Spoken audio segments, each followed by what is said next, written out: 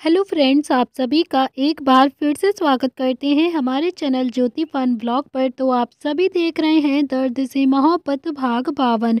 तो दोस्तों, इससे पहले इस कहानी के 51 भाग अपलोड हो चुके हैं चैनल पर। अगर आप सब ने नहीं पढ़ा है तो ज़रूर पढ़ लीजिएगा। तो चलिए देखते हैं आप सब ने अब तक पढ़ा था। दिशा को किसी ने किडनैप कर लिया है। सौम्या, नरेन और सभी घर वाले काफ़ी ज़्यादा परेशान होते हैं। तो किट्टू जो अभी गार्डन में पपी को दूध देने के लिए गई थी कि तभी कुछ देर बाद गार्डन से कुछ अजीब सी आवाज़ें आती हैं। सभी घर वाले एक साथ गार्डन की तरफ भागते हैं। तो अभी देखते हैं आगे इस कहानी में क्या होने वाला है। रुद्र ने देखा कि वॉचमैन अभी जमीन पर बेहोश पड़ा हुआ था।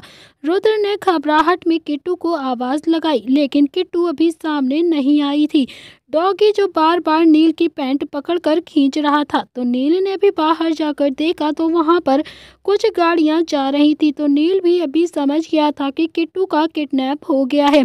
दिशा और किट्टू दोनों ही किडनैप हो चुकी हैं। नील अभी भागता हुआ गार्डन में वापस आया, जहां पर रुद्र गुस्से भरी आंखों से खड़ा हुआ था, मेन गेट को निहार रहा था। सौम्या तो वहीं बैठकर रोने लगती है। आखिर उसकी दोनों बेटियों का किडनैप जो हो गया था। सभी लोग चुपचाप से खड़े थे। किसी को भी कुछ समझ में नहीं आ रहा था कि अब वो सब क्या करें। तभी रुद्र ने शुभ से पूछा कि शुभ, दिशा कहीं से जली हुई है क्या? ये सवाल सुनकर तो अभी सभी हैरान हो गए थे। अगर दिशा कहीं से भी जली भी है तो उसका पता शुभ को कैसे होगा?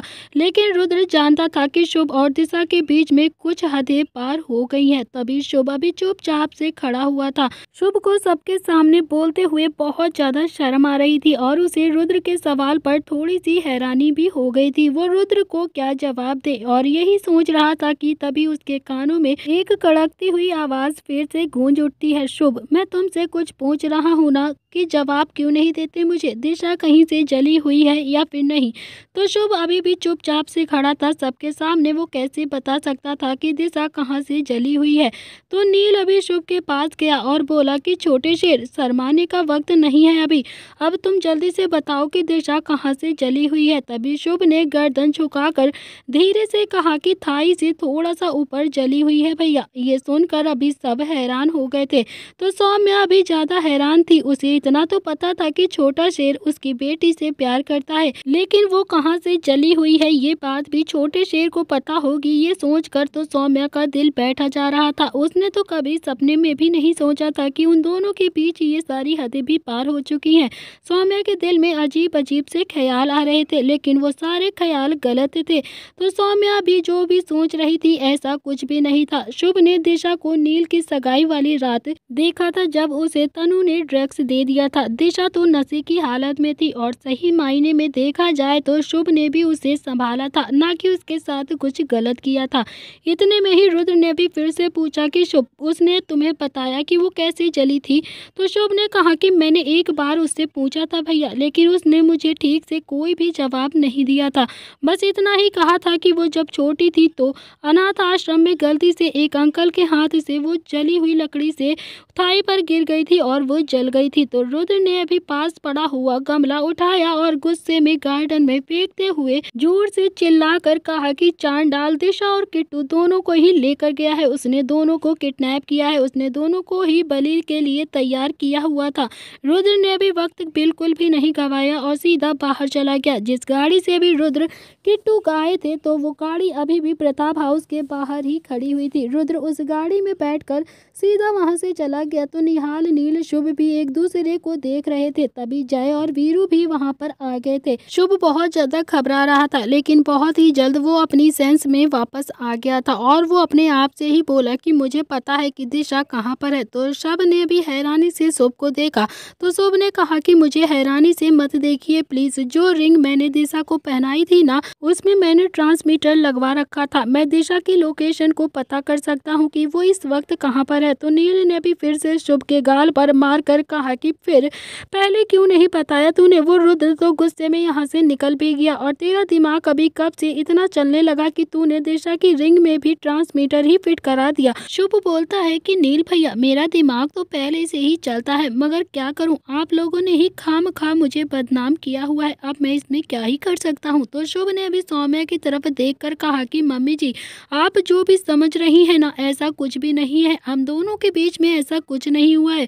इससे ज्यादा मैं आपको एक्सप्लेन अभी नहीं कर सकता हूँ। अगर आप अपने छोटे शेर पर थोड़ा भी यकीन करती हो ना, तभी भी मेरे लिए बहुत है, इससे ज्यादा मैं और कुछ नहीं चाहता हूँ। तो सौम्या भी शुभ के पास आती है और फिर उसके कॉलर पकड़कर अपने भरे हुए गले से बोलती है कि मेरी बेटी को वापस लेकर आओ शुभ, मुझे और कुछ नहीं पता। तो निहाल ने कहा कि हम सबको भी चलना चाहिए। अब नील और निहाल गाड़ी की तरफ जाने लगे तो उन्होंने देखा कि सारी गाड़ियों की हवा निकली हुई है। तो नील और निहाल ने भी टायर पर अपना पैर मारकर गुस्से से कहा कि कमीने साले प्लानिंग के साथ ही आए थे। तभी शुभ अभी दादाजी की बुलेट पर लेकर आता है और फिर शुभ ने नील को इशारा करते हुए कहा कि भैया बैठिए, लेट नहीं हो सकता, हमें जल्दी से बैठ जाइए। तो नील एकदम से बैठ गया और निहाल ने नील की कमर को थपथपाते हुए कहा कि थोड़ा आगे हो जा यार, मैं भी बैठूंगा। तो नील अभी थोड़ा सा आगे हो गया और लेकिन फिर भी निहाल के लिए बैठने की जगह नहीं बनी थी। तो निहाल बोलता है कि नील इतनी सी जगह पर मैं नहीं बैठ पाऊंगा यार, थोड़ा और आगे हो जाना प्लीज।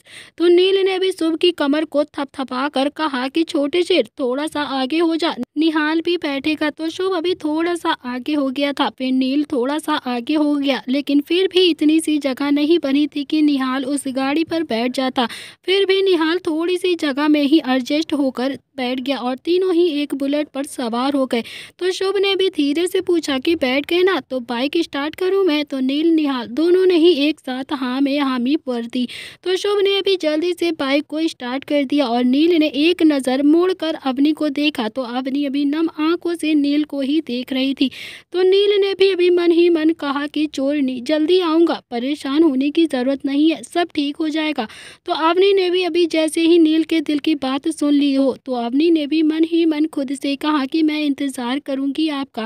तीनों वहां से चले गए और थोड़ी देर बाद जय भी नव्या की स्कूटी लेकर आया और फिर वीरू को देखकर बोला कि बैठ जल्दी से, हम भी चलते हैं। तो नरेन ने भी अभी वीरू को रोकते हुए कहा कि जय मैं तुम्हारे साथ जाऊंगा, वीरू को किसी और गाड़ी से बुला लो। तो जय भी अभी नील से कम नहीं था, वो भी स्कूटी की सीट से खिसकता हुआ आगे बोलता है कि सर आप भी बैठ जाइए, आप भी बैठ जाइए और फिर हम तीनों ही जल्दी से चलते हैं। तो नरेन ने भी थोड़ा हैरानी से जय को देखा और फिर जय जो बहुत ही नॉर्मली तरीके से बोलता है कि सर आप भी बैठ जाइए, तो वीरू अभी आपके पीछे बैठ जाएगा। तो नरेन ने भी थोड़ा सख्ती से कहा कि स्कूटी पर दो लड़कियां भी मुश्किल से ही बैठ पाती हैं और हम तीनों हट्टी खट्टी लड़के कैसे बैठेंगे एक स्कूटी पर, इसीलिए तुम इससे बोलो कि ये दूसरी गाड़ी से आ जाए। तो वीरू भी नरेन की बात को करेक्ट करता हुआ बोलता है कि पहली बात तो आप लड़की नहीं है, आदमी है, और दूसरी बात कि प्लीज़ सर प्लीज़ एडजस्ट कर लीजिए ना, हम एक ही स्कूटी पर तीनों लोग चलते हैं सर, जितने ज़्यादा जने वहाँ पर जाएंगे उतना ही चांडाल से फाइट करने में हमें आसानी होगी।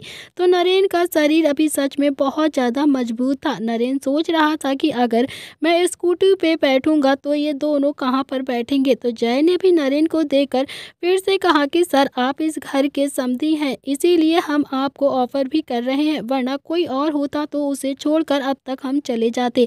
तो नरेन भी अब कोई 18 साल का लड़का नहीं था जो जय और वीरू की बात समझ ना पाए। तो नरेन अभी इतना तो समझ ही गया था कि जय और वीरू उसे बड़े प्यार से ही धमकी दे रहे हैं कि बैठना है तो बैठो, नहीं बैठना है तो हम जा रहे हैं। नरेन भी अभी गुस्से से जय और वीरू को घूरने लगता है। तभी नरेन ने अपने मन ही मन खुद से कहा कि इज्जत के साथ ही बेइज्जत कर रहे हो यार। नरेन ने एक बार अपनी गर्दन ना में हिला दी और फिर जय के पीछे आकर बैठ गया। तो नरेन के बैठने से अभी स्कूटी पर थोड़ी सी भी जगह नहीं बची थी। तो वीरू ने अभी नरेन के कंधे पर हल्का सा हाथ रखकर कहा कि सर प्लीज थोड़ा सा आगे हो जाइए, मुझे भी बैठना है। तो नरेन अभी थोड़ा सा आगे हो गया। वीरू अभी जैसे तैसे कर एडजस्ट करने के लिए बैठ गया नरेन के पीछे। हालांकि स्कूटी पर 3 लड़के नहीं बैठ सकते थे, लेकिन फिर भी उन तीनों ने एडजस्ट कर ही लिया था। तो जय ने भी स्कूटी स्टार्ट की और तभी नव्या ने पीछे से चिल्लाकर कहा कि जय भैया, मेरी स्कूटी तोड़कर मत लाना प्लीज, मैं नहीं जानती, मुझे मेरी स्कूटी चाहिए। और ये सुनते ही दादी ने अपने सिर पर हाथ मार लिया और चिढ़ते हुए बोला कि संजय ने भी एक से एक कार्टूनों को पैदा किया हुआ है, खुद चला गया और मेरे सिर पर इन्हें नाचने के लिए छोड़ गया। तो जय स्कूटी लेकर अभी वहां से चला गया था। इधर दूसरी तरफ शुभ जो अभी फुल स्पीड के साथ बाइक चला रहा था, तभी उसे निहाल ने हाथ लगाकर कहा कि शुभ, मुझे जगह नहीं मिल रही है, थोड़ा आगे हो जा। नील ने भी अभी शुभ को हाथ लगाकर कहा कि शुभ थोड़ा सा आगे हो जाना, नहीं तो ये गिर जाएगा, हम लोग हेलमेट भी नहीं पहनकर आए हैं। दादी को पता चला ना कि गिर कर हमारा सिर भी फूट गया है, तो सच कह रहा हूँ शुभ, दादी हमारा सर सच में फोड़ देंगी। तो शुभ अभी थोड़ा सा आगे खिसक गया था। थोड़ी देर बाद ही नील ने भी फिर से कहा कि छोटे शेर थोड़ा और आगे हो जाना। तो शुभ अभी थोड़ा और आगे हो गया था। थोड़ी देर के बाद नील ने कहा कि शुभ, छोटे शेर थोड़ा और आगे हो जा। और अब शुभ को थोड़ा सा गुस्सा आ गया था और वो काफ़ी ज़्यादा इरिटेट होकर बोलता है कि भैया, मैं खिसकता खिसकता पेट्रोल टंकी पर बैठ गया हूँ और अब आगे कितना हो जाऊँ, हैंडल पर बैठ जाऊँ क्या, लेकिन आप दोनों को तो जगह ही नहीं मिल रही है। शुभ अभी पूरे ध्यान से गाड़ी अच्छे से चला रहा था। उसने ध्यान नहीं दिया कि रुद्र की गाड़ी आगे ही है और वो रुद्र की गाड़ी से आगे अपनी बाइक लेकर आ गया। तो रुद्र ने अभी जब अपने पास से गुजरी हुई बाइक देखी तो वो काफी ज्यादा हैरान हो गया था। रुद्र के मुंह से एकदम से निकला कि तीनों ही एक बाइक पर बैठे हैं और हेलमेट भी नहीं पहना है, पता नहीं कैसे एडजस्ट होकर बैठे होंगे। कभी कभी तो दादी सच ही कहती हैं कि पापा ने भी एक से एक बड़ा कार्टून पैदा किया हुआ है। हे भगवान, क्या करूं इन तीनों का। तो रुद्र अभी अपने ही ख्यालों में डूबा हुआ था कि तभी उसके पास से अभी जय की स्कूटी भी गुजरती है। तो जय तो अभी स्कूटी पर बैठा ही नहीं था, वो तो बेचारा जैसे तैसे एडजस्ट होकर स्कूटी चला रहा था। रुद्र ने जब स्कूटी को देखा तो वो और भी ज्यादा हैरान हो गया था। रुद्र की आंखें तो अब खुली की खुली रह गई थी। बीच में नरेन बैठा हुआ था। नरेन को देखकर तो रुद्र को और भी ज्यादा हैरानी हो रही थी। तो नरेन को देखकर रुद्र ने अपने मन ही मन खुद से कहा कि मेरे भाई ने तो मिस्टर राठौड़ को भी पागल कर दिया है, कैसे बेचारे बीच में दब कर बैठे हैं। शुभ ने अभी अपना फोन निकाला और फिर नील को पकड़ाते हुए कहा कि भैया लीजिए, दिशा की लोकेशन को ट्रेस करने की कोशिश कर लीजिए। तो नील ने भी जल्दी से शुभ के हाथ से फ़ोन ले लिया और फिर फ़ोन में देखकर बोला कि शुभ, बाइक जंगल की तरफ घुमा ले। शुभ को अभी फॉलो करते हुए जय ने भी अपनी स्कूटी जंगल की तरफ घुमा ली थी।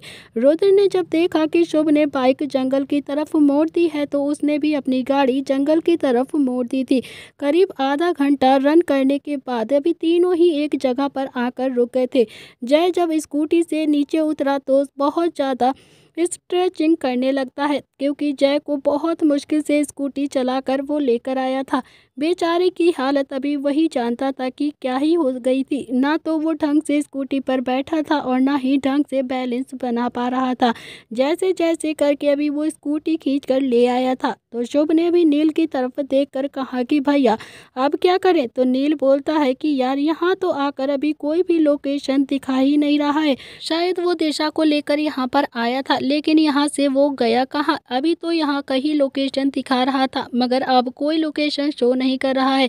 सब आसपास नजरें घुमाने लगते हैं, लेकिन आसपास जंगल के सिवा वहाँ पर कुछ नहीं था। तो रुद्राक्ष भी अब उस लोकेशन को ध्यान से देख रहा था और समझने की कोशिश कर रहा था कि अगर यहाँ पर किट्टू और दिशा आई होंगी तो वो किस तरफ गई होंगी। वो सारे रास्ते को एक जैसे ही थे, जो सारे पेड़ एक जैसे ही लगे हुए थे, कोई कदमों का निशान भी नहीं था। तो रुद्र ने भी सबकी तरफ देखकर कहा कि सब जमीन पर ही ढूंढो, कुछ ना कुछ तो जरूर मिल जाएगा हमें, जहां से हमें ये पता चल सकता है कि चांडाल किट्टू और दिशा को कहां पर लेकर गया होगा। और हमारे पास ज़्यादा वक्त भी नहीं है। और फिर सब जमीन पर ही नजरें गड़ा कर देखने लगते हैं, लेकिन वहां पर किसी को भी कुछ नहीं मिल रहा था। सब काफ़ी दूर तक आसपास के एरिया में घूम घूम कर चेक कर रहे थे, लेकिन किसी को भी कुछ नहीं मिल रहा था। बहुत ढूंढने के बाद आखिर वीरू को एक जगह कुछ घुंघरू घुंघरू के मोती दिखाई देते हैं। तो वीरू ने भी सबको अपने पास आवाज़ देकर बुलाया तो सभी अभी वीरू की तरफ भागते हैं। तो वीरू ने घुंघरू उठाकर रुद्र को दिखाते हुए कहा कि ये देखो सर, ये घुंघरू है। वीरू अभी थोड़ा सा और आगे जाकर बोलता है कि सर, ये घुंघरू और भी हैं। अब सब घुंघरू को फॉलो करते हुए करीब 1 किलोमीटर चलने के बाद वो सब एक पहाड़ के सामने पहुंच गए थे। पहाड़ पर अभी झरना भी बह रहा था, मोती जैसा पानी ऊपर से आ रहा था जो देखने में बहुत ज्यादा सुंदर था। उस पहाड़ के दूसरी तरफ नदी भी बह रही थी। सब खड़े होकर उस पहाड़ को निहारने लगते हैं। यहाँ से आगे अभी चांडाल किट्टू और दिशा को लेकर गया कहाँ होगा। वहाँ तो आसपास अभी कुछ भी ऐसा नहीं था जहाँ से आगे जा सकते हो, कोई भी रास्ता नहीं था। तो शुभ अभी पहाड़ को देखकर बोलता है कि खुल जा सिम सिम। तो सब हैरानी से अभी शुभ को देखने लगते हैं। तो शुभ अभी बिल्कुल ही नॉर्मल होकर बोल रहा था, भैया ऐसे ही खुलता है ना। शुभ ने भी फिर से अपना एक जादूगर की तरह हाथ घुमाकर बोला कि खुल जा सिम सिम। तो शुभ ने भी सबकी तरफ देखकर अपना सलाइवा गटकते हुए कहा कि टीवी में तो खुल जाता है, पता नहीं यहाँ पर क्यों नहीं खुल रहा है। कब से मैं खुल जा सिम सिम बोल रहा हूँ मगर एक बार भी नहीं खुला। तो निहाल ने भी शुभ की कमर पर मार कर कहा कि तू चुप हो जा यार, वरना भी रुद्र गुस्से में तुझे खोल के रख देगा। तो शुभ ने भी रुद्र की तरफ देखा तो रुद्र भी सुलगती हुई आंखों से शुभ को ही घूर रहा था। तो नरेन, शुभ, रुद्र, नील अभी सब मिलकर वहां से आगे जाने का रास्ता ढूंढ रहे थे, लेकिन किसी को भी कुछ समझ में नहीं आ रहा था। करीब 1 घंटे तक सब वहां से आगे जाने का रास्ता ढूंढते रहते हैं। तभी शुभ एक पेड़ के नीचे बने हुए पत्थर पर बैठ गया और फिर तभी कुछ आवाज़ें होने लगती हैं। तो शुभ अभी वहां इधर उधर देखने लगता है। तो शुभ अभी एकदम से खड़ा होकर बोलता है कि मैंने कुछ नहीं किया और फिर आराम से पत्थर पर बैठ गया। तो शुभ अभी जैसे ही उस पत्थर पर बैठा तो फिर से कुछ आवाज़ें होने लगती हैं।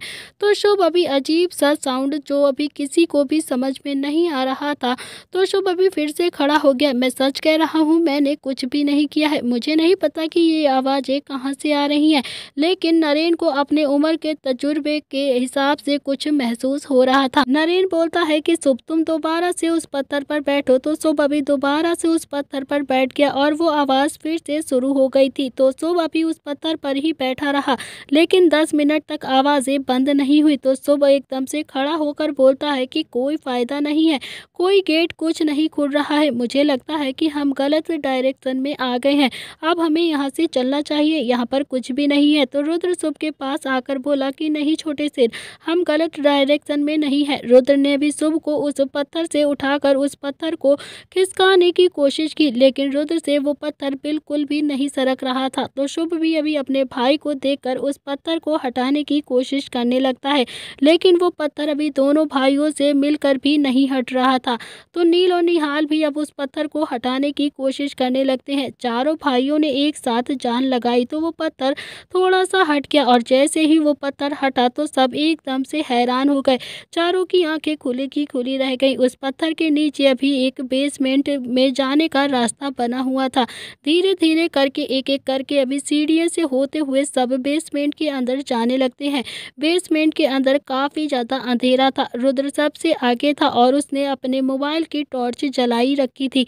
तो शुभ अभी धीरे से बोलता है कि यार ये तो ऐसा लग रहा है जैसे KGF की गुफा में आ गए हों हम, मुझे तो काफ़ी डर लगने लगा है, मुझसे तो सांस भी नहीं ली जा रही है, कैसा अजीब सा ही माहौल यहाँ पर है। चांडाल को भी ऐसी डरावनी गुफा ही मिली थी क्या? शहर में एक से एक अच्छे होटल, लग्जरीज रूम पड़े हैं, लेकिन नहीं, यही आकर ही उसे तपस्या करनी थी। गधा कहीं का, इसे तो कुछ भी अकल नहीं है। कोई बात नहीं, घर जाकर 2 बियर की बोतल पी लूंगा, तब जाकर रिलैक्स मिलेगा। शुभ के ऐसा बोलने से रुद्र और नील को अब टेंशन हो गई थी। तो नील बोलता है कि छोटे शेर, अगर तुझे सांस नहीं आ रही है तू जा, तू बाहर चला जा। तो शुभ अभी एक लंबी सांस लेकर बोला कि नहीं भैया, अगर मरना ही है तो आप सबके साथ ही मरूंगा, वैसे भी आप लोगों के बिना जीना मरने के बराबर ही तो होगा। तो रुद्र ने नाम में अपनी गर्दन हिलाते हुए कहा कि छोटे शेर, तू कभी नहीं सुधरेगा, हर जगह बस इसका आनंद बख्शी अलर्ट ही रहता है, हर जगह इसे अपने डायलॉग मारने होते हैं। शुभ ने हंसते हुए कहा कि भैया आनंद बख्शी गीत लिखता है, डायलॉग नहीं मारता है। तो रुद्र ने भी घूर कर शुभ को देखा और फिर शुभ एकदम से चुप हो गया। करीब 30 मिनट उसे गुफा में चलने के बाद दो रास्ते दिखाई देते हैं और उन दोनों रास्तों में हल्की हल्की सी रोशनी आ रही थी। सब एकदम से खड़े हो गए और समझ नहीं आ रहा था उनमें से किसी को भी कि किस रास्ते पे जाना है। तो नरेन बोलता है कि रुद्र, एक रास्ते पे तुम जाओ और एक रास्ते पे मैं जाता हूँ, रास्ते में कुछ ना कुछ तो ज़रूर मिलेगा। तो रुद्र बोलता है कि मिस्टर राठौड़, आप मेरे साथ आइए। निहाल, नील, शुभ ये तीनों एक साथ जाएंगे। तीनों एक साथ अच्छे अच्छे प्रॉब्लम को भी आराम से फेस कर लेंगे। प्रॉब्लम इन तीनों के जोक सुनकर ही हंस हंस कर मर जाएगी। तो रुद्र की बात सुनकर अभी नील, शुभ और निहाल भी एक दूसरे को देख रहे थे और आपस में बातें कर रहे थे। तो नील, शुभ, निहाल अभी तीनों ही एक रास्ते पर चले गए थे और नरेन, रुद्र, जय और वीरू एक रास्ते पर चले गए थे। तो नील, शुभ, निहाल अभी जिस रास्ते पर गए थे करीब 10 मिनट चलने के बाद वहां पर जेल जैसा कुछ था और हर जेल में दो लड़कियां बंद थी, जिन्हें देखकर नील एकदम से समझ गया था कि ये सारी लड़कियां अभी बलि के लिए ही तैयार की गई हैं। तो सबको देखकर ऐसा लग रहा था कि कोई भी अभी 18 साल की ऊपर की नहीं है। नील ने उन सब को काउंट किया तो वहां पर 16 लड़कियां ही थी। तो निहाल ने पूछा कि कितनी लड़कियां हैं। तो नील बोलता है कि 16 बरस की कुंवारी कली थी। तो साला चांडाल पता नहीं क्यों लड़कियों की बलि देकर कौन सा उसे स्वर्ग की सीट मिल जाएगी, पता नहीं ऐसे क्यों अत्याचार करता है बेचारी लड़कियों पर। शुभ भी उन लड़कियों पर नजर घुमाकर बोलता है कि भैया, यहाँ पर तो किट्टू भाभी है ही नहीं और ना ही दिशा है। तो नील ने भी फिर से निहाल और शुभ की तरफ इशारा करते हुए कहा कि चलो इन सेल्स को खोल देते हैं, इन्हें बाहर निकालो। तभी लड़कियों ने उन तीनों को देखा हो और एक ऐसी राहत की सांस ली हो। तभी तीनों भी सील को खोलने लगते हैं और कोशिश करने लगते हैं कि वो सील जल्दी खोल लें, लेकिन एक भी सील नहीं खुली थी। तो शुभ ने अभी कई बार ताले पर पत्थर मार कर भी देख लिया था, लेकिन ताले खुल ही नहीं रहे थे। तो शुभ ने भी काफ़ी ज़्यादा मेहनत करने के बाद कहा कि भैया, ये तो खुल ही नहीं रहे हैं, पता नहीं कौन से जमाने के ताले लगा रखे हैं। तो वीरू होता तो अभी एक गन शॉट से ही इन्हें खोल देता। तो नील अभी शुभ को समझाते हुए बोलता है कि ये गन शॉट नहीं कर सकते हैं यहाँ पर, वरना पत्थर गिरने लगेंगे। और तभी तीनों सोच रहे थे कि अब इन लड़कियों को इन सेल्स से बाहर कैसे निकालें। तभी उनमें से एक लड़की बोलती है कि भैया, वो आदमी जो हमें यहाँ पर लेकर आए थे, इन सब की चाबी उन्हीं के पास है। तो शुभ ने भी लड़की की तरफ देखकर क्वेश्चन किया कि और वो आदमी कहाँ पर होंगे। तो उस लड़की ने ना में अपनी गर्दन हिलाते हुए कहा कि वो तो मुझे नहीं पता। तो नील बोलता है कि ठीक है, यहीं कहीं आसपास ही होंगे, चलो हम उन्हें ढूंढते हैं और उनसे वो चाबी लेकर आते हैं। जब तीनों वहां से जाने लगे तो उन लड़कियों में से एक लड़की ने अभी नील का हाथ पकड़ लिया और गिड़गिड़ाते हुए बोलती है कि भैया, प्लीज़ हमें छोड़कर मत जाओ, वो हमें मार देंगे, प्लीज़ हमें बचा लो, प्लीज़ भैया हमें बचा लो, यहाँ से मत जाओ। तो नील ने भी उस लड़की को समझाते हुए कहा कि हम बस चाबी लेने के लिए जा रहे हैं, तुम सबको बचाने के लिए आएंगे, हम तुम सबको बचा लेंगे, तुम प्लीज़ चुप हो जाओ, परेशान मत हो, रो मत। लेकिन उस लड़की ने भी घबराहट के मारे नील का हाथ नहीं छोड़ा था। नील भी इस वक्त उन लड़कियों की दिल की हालत को समझ रहा था कि वो कितना ज़्यादा डरी हुई हैं और परेशान है। वो सारी लड़कियां ना जाने कब से उस जगह पर बंद थीं।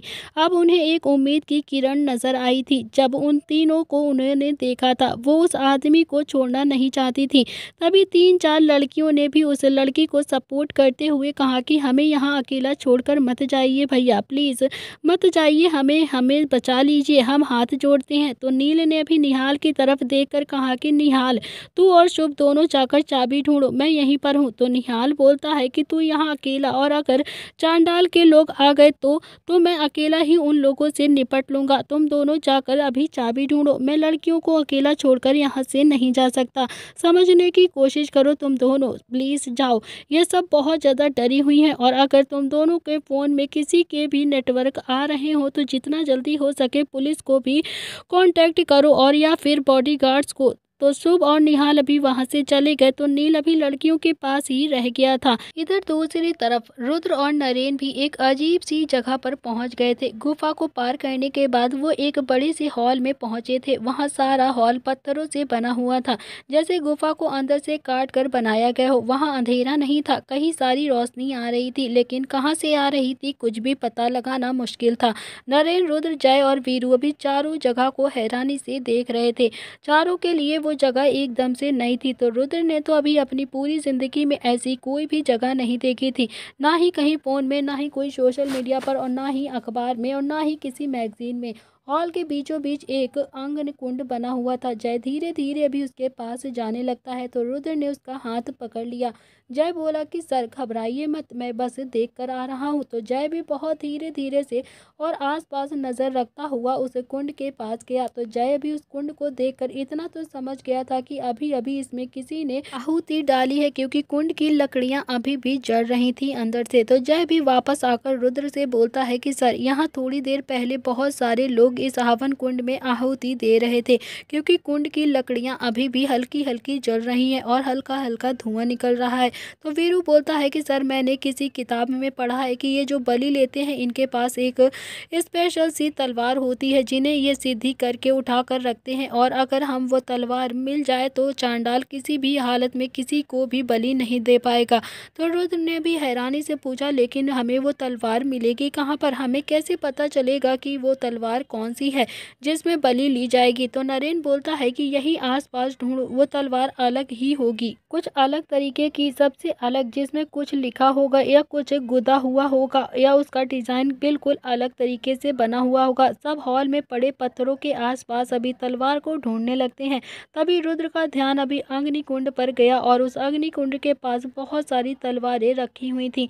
उन तलवारों में से एक अलग ही डिजाइन की तलवार रखी हुई थी। तो रुद्र ने अभी जल्दी से वो तलवार उठाकर नरेन को दिखाते हुए कहा कि मिस्टर राठौड़, क्या ये वो तलवार हो सकती है, क्योंकि ये सबसे अलग है। तो नरेन अभी उस तलवार को ध्यान से देख रहा था। तो उस तलवार में कुछ अलग सी आकृति बनी हुई थी। तो नरेन बोलता है कि हाँ रुद्र, हो सकता है ये वही तलवार हो, और ये सब तलवारों से बिल्कुल अलग भी लग रही है, और देखो कितनी शार्प भी है, जिसे अभी अभी इसे धार लगाई गई हो। रुद्र ने वो तलवार जय को पकड़ा दी। तो जय ने अभी तलवार पर अपना रुमाल लपेटा और फिर वीरू से भी रुमाल मांग कर उस पर लपेट दिया। वो तलवार को अच्छे से रुमाल पर लपेट दी ताकि वो हाथ में ना लग जाए। तो अभी उन चारों के पीछे भी कुछ आदमी के साथ चांडाल आ गया। तो चांडाल ने अपनी कड़कती हुई आवाज में कहा कि यकीन नहीं आता रुद्राक्ष प्रताप सिंह कि तुम अपनी पत्नी को ढूंढते हुए यहाँ तक भी आ गए। तो चांडाल की आवाज सुनकर अभी चारों ने पीछे देखा। तो नरेन ने भी चांडाल को देखकर गुस्से में कहा, तू अपनी हरकतों से कभी भी बाज नहीं आएगा चांडाल। आज भी मासूम बच्चों की बलि लेता है और अब तूने मेरे बच्चों को अपना शिकार बनाना चाहा है, ये बहुत गलत बात है। चांडाल हंसकर बोला कि तुम्हारी बच्ची की तो मैंने अपना शिकार बहुत साल पहले ही बना लिया था। आज तो मैं अपना शिकार खाऊंगा और कुछ भी नहीं। आज तुम्हारी बच्चियों को कोई भी नहीं बचा पाएगा मुझसे। जय ने भी मौके का फायदा उठाते हुए धीरे से वो तलवार रुद्र की कमीज उठाकर उसकी बैक में धीरे धीरे लगा दी। तो जय ने अभी ये काम इतनी सफाई से किया था कि किसी को भी जय की हरकतों को भनक भी नहीं लगी थी। लेकिन रुद्र समझ रहा था कि जय अभी वो तलवार उसकी कमर में रख रहा है, इसीलिए रुद्र ने भी जरा सा ना हिला ना डुला ना कोई रिएक्शन किया। रुद्र इतना तो समझ रहा था कि अगर ये तलवार चांडाल के हाथ लग गई तो पक्का वो एक ना एक दिन बलि तो लेकर ही रहेगा। तो चांडाल ने अभी फिर रुद्र को देखकर कहा कि तुम्हें क्या लगा कि अगर तुम अपनी पत्नी के करीब चले जाओगे तो मैं तुम्हारी पत्नी को नहीं मारूंगा, छोड़ दूंगा। मैं कात्यायनी को जरूर मारूंगा, क्योंकि तुम्हारी वजह से मेरी एक बलि कम हुई है। मैं कात्यायनी की बलि नहीं दूंगा, लेकिन जिंदा भी नहीं रहने दूंगा उसे।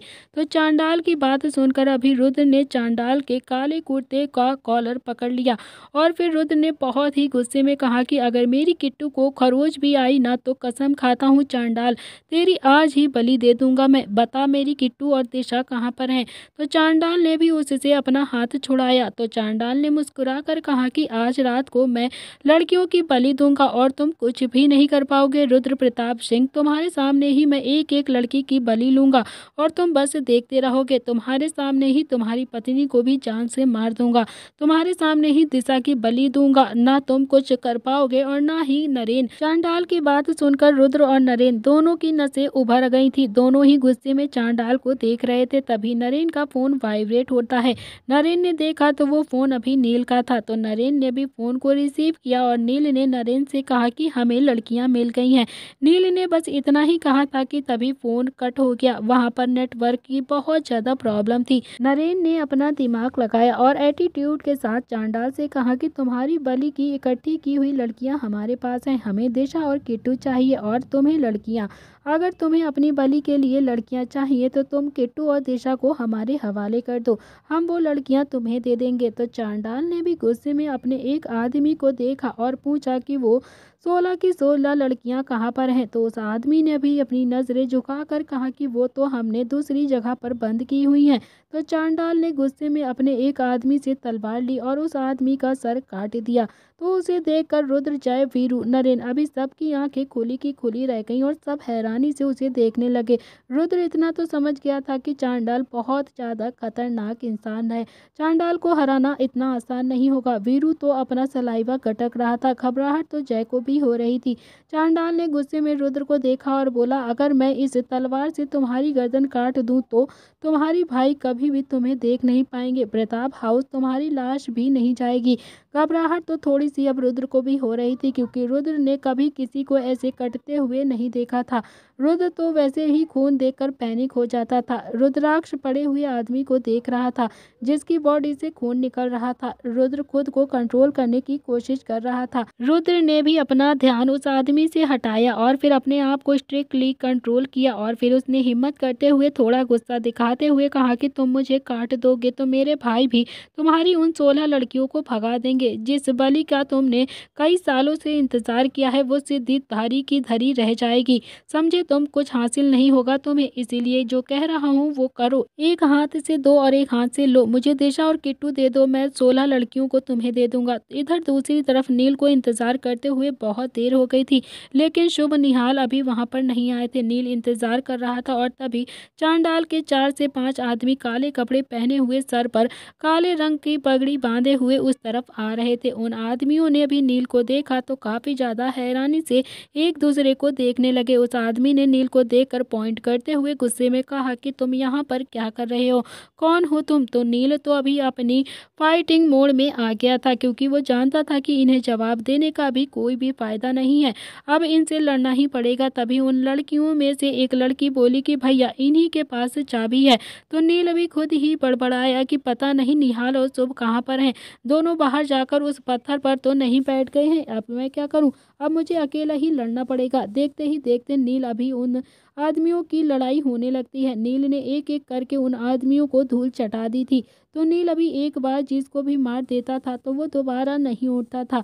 अगले ही पल सारे आदमी जमीन पर पड़े हुए थे। तो नील ने अभी उनसे चाबी निकाली और लड़कियों के सेल खोलने लगा। नील ने अभी जल्दी से वो सारे सेल खोल दिए और लड़कियां बाहर आ गईं। तो नील ने भी लड़कियों को देखकर कहा कि मैं तुम्हें रास्ता बताता हूँ और तुम सब सीधा सीधा उस रास्ते पर चलकर बाहर निकल जाना, तुम जंगल में पहुंच जाओगी। तो नील ने भी फिर अपना फोन एक लड़की को पकड़ाते हुए कहा कि इसे पकड़ो, तुम बाहर निकल कर पुलिस को फोन करना, सारी लड़कियां साथ में रहना, इधर उधर मत जाना, ठीक है, और सब साथ में ही रहोगी तो किसी से भी लड़ लोगी, समझ गई ना। तो उन लड़कियों ने एक एक करके हाँ कर दी और फिर बहुत खुशी से वो लड़कियां वहां से जाने लगी। तभी वहां शुभ और निहाल आ गए। तो शुभ निहाल ने जमीन पर पड़े हुए आदमियों को देखा तो दोनों ही समझ गए थे कि नील ने अकेले ही इन सब की बैंड बजा दी है। तो नील अभी उन दोनों को देखकर बोलता है कि कहाँ रह गए थे तुम दोनों। तो शुभ बोलता है कि भैया वो जीजू ना सिगरेट पीने के लिए बैठ गए थे और फिर चैनी कैनी खाने लगे। तो निहाल ने भी हैरानी से शुभ को देखा और टपाक से बोला कि अभी मजाक तो ढंग से कर लिया कर यार। अच्छा वो सब छोड़ो, शुभ तुम ना जाओ लड़कियों को लेकर बाहर और वहां पर जाकर पुलिस को कॉल करो। मैं और निहाल रुद्र और मिस्टर राठौड़ को ढूंढते हैं। तो अभी सभी लड़कियां अभी शुभ के साथ बाहर जाने लगती हैं। तभी नील के फोन में अभी रुद्र का मैसेज आया।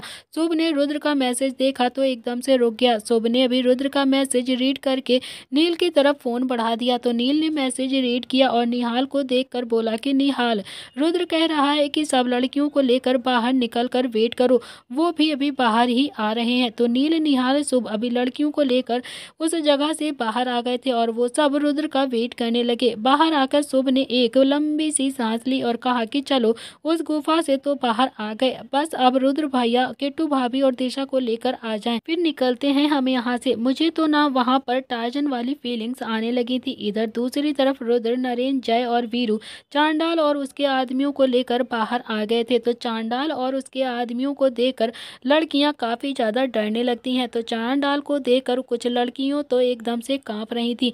तो चांडाल देखने में ही बहुत ज्यादा डरावना था, कोई भी उसे देखकर डर जाए। काले कलर के कपड़े पहनता था, काले रंग की पगड़ी सिर पर लपेटे रखता था, गले में हड्डियों की माला थी। रुद्र ने चांडाल को देखकर कहा कि ये रही लड़कियां, अब मेरी किट्टू और दिशा को बुलाओ। कहाँ पर छुपा कर रखा है तुमने उन दोनों को? तो जल्दी से अभी उन्हें बाहर निकालो। तो रुद्र की बात सुनकर लड़कियां रोने लगती हैं। उन्हें लगा कि वो जिस चांडाल से बचकर अभी बाहर निकल गई थी, दोबारा से उसी चांडाल की बलि पर चढ़ जाएंगी। चांडाल ने मुस्कुराकर कहा कि पहले मैं इनकी बलि दूंगा, उसके बाद तुम्हारी पत्नी को तुम्हारे हवाले कर दूंगा। तो चांडाल का एक आदमी भी लड़कियों की तरफ बढ़ने लगता है। तो रुद्र ने भी उसका हाथ पकड़कर मरोड़ते हुए कहा कि चांडाल, मुझे ना ओवर स्मार्ट लोग बिल्कुल भी पसंद नहीं है। तुम लड़कियों को तब अपने साथ लेकर जाओगे जब किट्टू और दिशा को हमारे हवाले कर दोगे। इतना कहकर रुद्र ने भी उस आदमी के पैर पर लात मारी और वो आदमी अभी औंधे मुंह जमीन पर मुंह की खाकर पड़ा हुआ था। तो चांडाल के आदमी भी कम नहीं थे, करीब 20 से 25 आदमी थे, शरीर में बहुत ज्यादा मजबूत, देखने में किसी पुरानी फिल्म के विलन से कम नहीं थे। चांडाल ने फिर से हंसकर कहा कि रुद्र, पहले मैं लड़कियों की बलि दूंगा, मेरी बलि का टाइम हो गया है, उसके बाद तुम्हारी पत्नी और दिशा तुम्हें वापस कर दूंगा। अब तो नील को भी बहुत ज्यादा गुस्सा आ गया था। नील ने भी अभी चांडाल को पॉइंट करके गुस्से से कहा कि अबे ओ कालिए, अगर तू चाहता है कि मैं तेरी बलि ना लूं तो तू चुपचाप से किट्टू और दिशा को हमारे हवाले कर दे, समझा, वरना मेरा सर अगर फिर गया ना तो तू यहीं के यहीं अभी तेरे 25 आदमियों के साथ बलि दे दूंगा।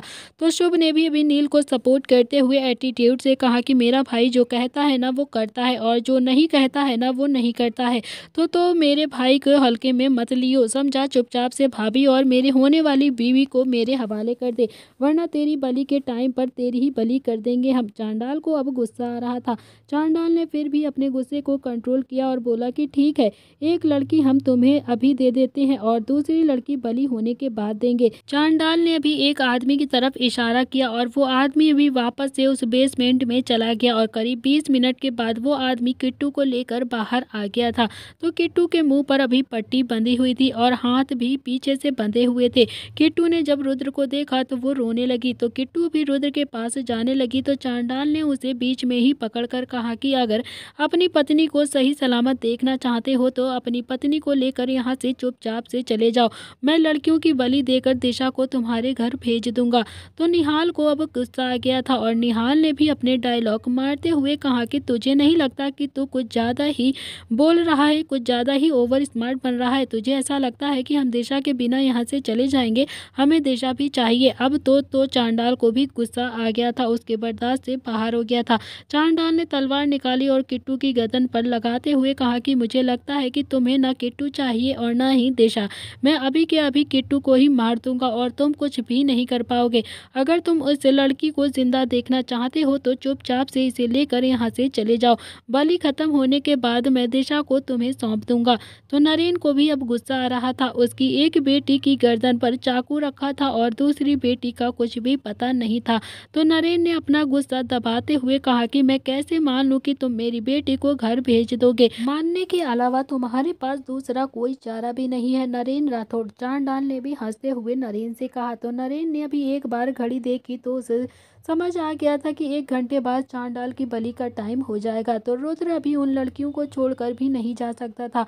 थोड़ी देर सोचकर रुद्र बोलता है कि मैंने आज तक बलि नहीं देखी है, मैं देखना चाहता हूँ कि आखिर बलि होती कैसी है। तो शुभ ने भी हैरानी से रुद्र को देखा और फिर मन ही मन कहा कि बलि देखने की चीज है क्या भैया? खून देखकर तो घबराहट हो जाती है आपको और आप इन्हें बलि देखने का शौक चढ़ गया है। हे भगवान, मोहब्बत क्या क्या करवाती है। चांडाल ने हंसकर कहा कि तुम्हारी बीवी को मार देता हूँ, फिर देख लेना कि बलि कैसे होती है। तो रुद्र को अब गुस्सा तो आ रहा था, लेकिन इस वक्त गुस्सा करने से बिल्कुल बिल्कुल भी काम नहीं चलता, इसीलिए बस दांत पीस कर रुद्र रह जाता है। और फिर चांडाल ने कहा कि यहाँ पर कोई भी तमाशा नहीं हो रहा है जो तुम्हें देखना है, और ना ही कोई सर्कस खोल कर बैठा हूँ मैं। जानते भी हो कि बलि कैसे होती है, लड़कियों को मैं एक एक करके इनकी गर्दन धाड़ से अलग कर दूंगा और इतने सारे शरीर तड़पते हुए देख पाओगे तुम। इसीलिए तुम कह रहा हूँ कि तुम अपनी पत्नी को पकड़ो और निकलो यहाँ से, तो रात तक अब दिशा भी तुम्हारे घर पहुँच जाएगी। तो चांडाल की ऐसी बातें सुनकर अभी शुभ को तो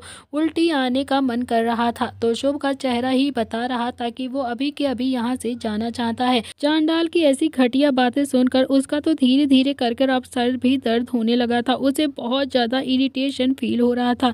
नील बोलता है कि ठीक है चांडाल, हम तेरी बात को मान लेते हैं, बच्चा को छोड़ दो, हम बच्चा को लेकर यहाँ से चले जाएंगे। और हाँ, तुम अपने वादे के अनुसार दिशा को फटाफट से भेज देना, और अगर तुमने अपना वादा तोड़ा ना तो मैं तुम्हें इतना तोड़ दूंगा कि तुम्हारी बलि और सिद्धि धरी की धरी रह जाएगी। ना तुम्हारी बलि तुम्हें बचा पाएगी और ना ही तुम्हारी सिद्धि, समझ गए ना तुम।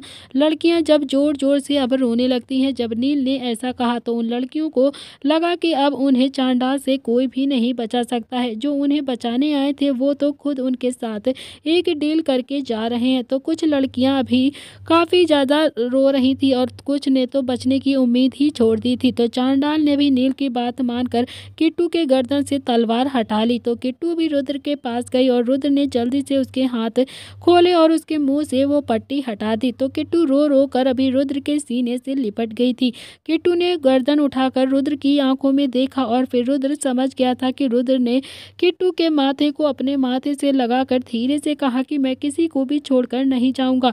ये सब लड़कियां हमारे साथ जिंदा वापस जाएंगी। ये सभी किसी न किसी हमारे जैसे रुद्र की किट्टू हैं, इसीलिए इन सब को मैं इनके रुद्र के पास जरूर पहुंचा दूंगा। रुद्र ने ये सारी बातें इतनी धीरे से कही थी कि किट्टू के अलावा किसी ने भी नहीं सुनी थी। तो चांडाल बोलता है कि अगर अपनी बीवी से मिलाप हो गया हो तुम्हारा तो तुम अब यहाँ से जा सकते हो, मेरी बलि का वक्त हो गया है। तो रुद्र और उसके सारे भाई एकदम से पलट कर जाने लगे। तो वो एक एक कदम धीरे धीरे चल रहे थे कि तभी चांडाल ने अपने एक आदमी को देखकर कहा कि जाओ वो तलवार लेकर आओ जिससे बलि देनी है। तो चांडाल के दो आदमी अभी वापस बेसमेंट में चले जाते हैं। तो रुद्राक्ष के भाई अब धीरे धीरे ही चल रहे थे। वो लड़कियां उन सब को जाते हुए देख रही थी और काफी ज्यादा रोने लगी थी, कुछ तो गिड़गिड़ाने भी लगी थी। भैया प्लीज हमें इनके पास छोड़कर मत जाइए, हमें बचा लीजिए भैया, ये हमें मार देंगे। लेकिन फिलहाल वो रुद्र और उसके भाई कुछ भी नहीं कर सकते थे। तो रुद्र से अब उन लड़कियों का रोना देखा नहीं गया और फिर उसने पलट कर कहा कि चांडाल, तुम अपनी तलवार के बिना बलि दोगे कैसे, क्योंकि तुम्हारी तलवार तो मेरे पास है। इतना कहकर रुद्र ने अभी वो तलवार अपनी कमर से बाहर निकाल ली जो जय ने अभी रुद्र की कमर पर रख दी थी। तो तलवार को देखकर चांडाल का खून एकदम से खौल गया था। चांडाल बोलता है कि तो तुम मुझे डबल क्रॉस कर रहे हो रुद्र प्रताप सिंह। रुद्र ने नाम में अपनी गर्दन हिला दी और घमंड के साथ बोला कि तुम लोगों को डबल क्रॉस नहीं करते हैं, तुम लोगों को जान से मार देते हैं। नील, निहाल, जय, वीरू सब अभी फाइटिंग मोड में आ गए थे।